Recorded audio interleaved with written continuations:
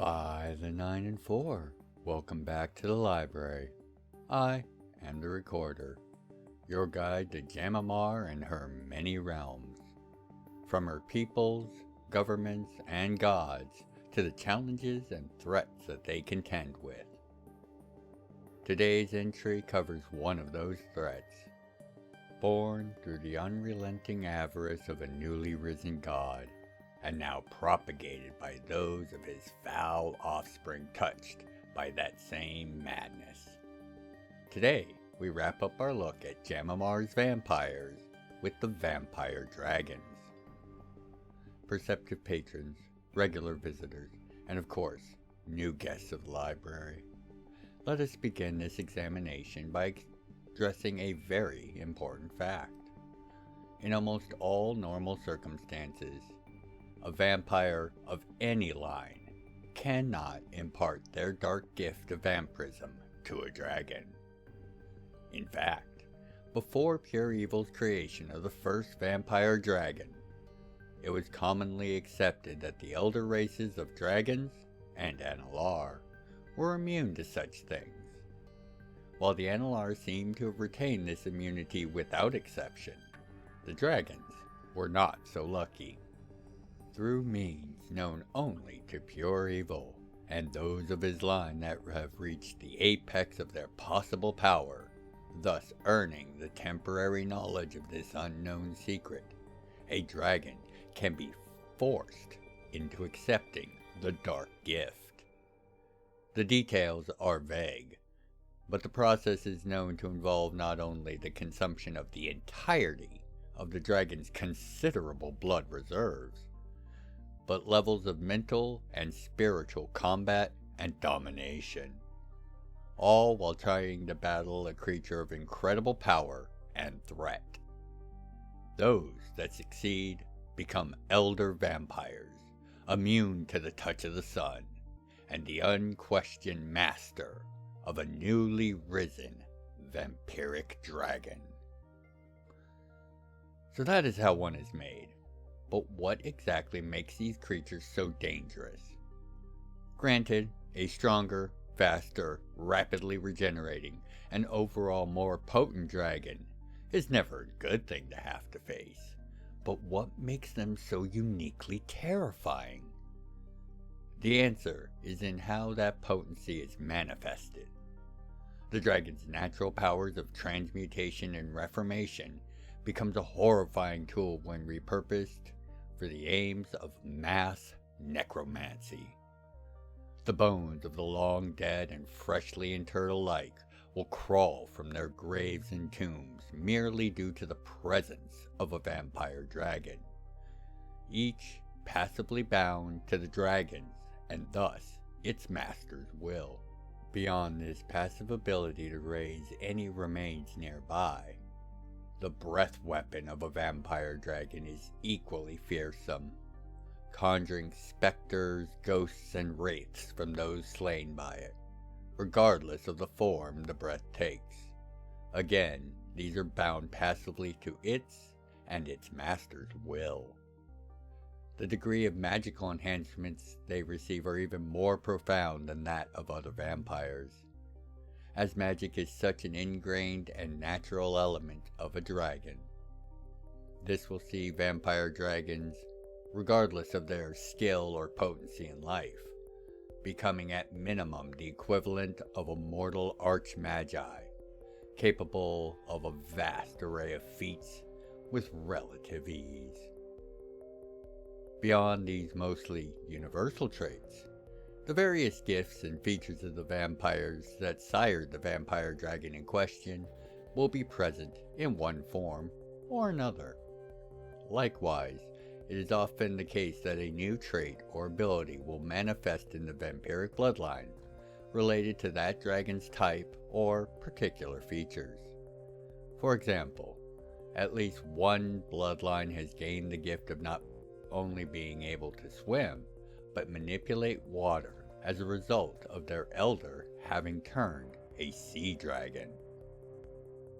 Abilities that mirror those already possessed by the dragon will often vastly boost or otherwise improve this already present trait, while those that are new to the dragon tend to manifest with surprising potency, particularly shapeshifting.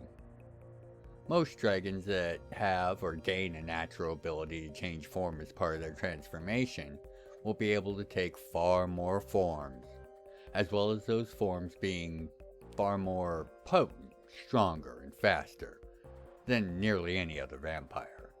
Often, this includes their sire. The only thing that keeps this concentration of devastation and power under control is the fact that the will and the mind of the dragon is completely shattered, broken, and reforged by their transformation. With their loyalty and subservience to their sire paramount and a primal drive. The vast intellect and will of the dragon thus remains, but their entire worldview is now centered around their sire and his wishes. Often, it will then be the vampire dragon that teaches the now elder the finer points of a eternal existence, making schemes and plans with decades, if not centuries, as a standard form of planning, instead of a exception. While the vampire dragon will share the weaknesses of its sire, they are typically not many. Obviously, they are not harmed by the sun, as their sires are not, but they are still harmed by holy objects dedicated to either the dragon gods or to that of the Nine Wings, with the latter having far more profound effects. Their natural weaknesses as dragons, as well as their former natural resistances or immunities, also tend to magnify in intensity as well, resulting in some vampire dragons able to absorb and heal from their attuned elements or powers, while having extreme vulnerability to those energies or substance to which they already had an aversion to. Thus, the easiest way to lay a vampire dragon low is, in fact, to target its sire, whose death will promptly be followed by the dragon in moments, in most cases. Granted, easiest in this context is perhaps overselling the difference a bit, as a vampire elder is no pushover by any context. All but those vampire dragons that have existed for centuries or millennia after their turning and reformation will die with their sire, as their failure to protect them will trigger their own death, the loss of their world. Those of a advanced enough age will sometimes defy this fate and become unbound. Typically, these vampire dragons are lost in a vengeance-fueled quest. These dragons will seek out those responsible for killing their sire and slay them, losing themselves in a mindless fury until there are no beating hearts or life within its sensory range, which, in the case of these elder vampire dragons, can often be miles. Nearly universally at this point, they will then follow their sire into true death, with only the rarest of individual vampire dragons surviving, tending to fade into shadows and never being heard of again, outside of whispered rumor or dark legends.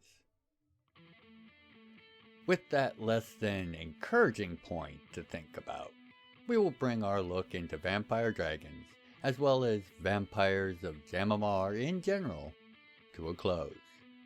I do hope you've enjoyed this little mini-series, my perceptive patrons, regular visitors, and of course, new guests to the library. I would, like always, like to thank you for your time, your interest, and your support. Now please don't forget to leave any comments or questions below. Likes, shares, and subscribes are also a great boon. Thank you so much. Now, until you make your way back to the library for your next entry of Intro to the Realms, I, as always, have been the recorder. And by the 9 and 4, be well, take care of yourselves and each other. If you'd like to contribute to the further exploration and explanation of the realms, please consider leaving a comment, a like, and sharing the video around. I read all the comments and make efforts to reply to each. Thank you for helping to grow the channel, and know I look forward to each and every one of your comments. Other methods of support can be found in the channel's description. Thank you for watching,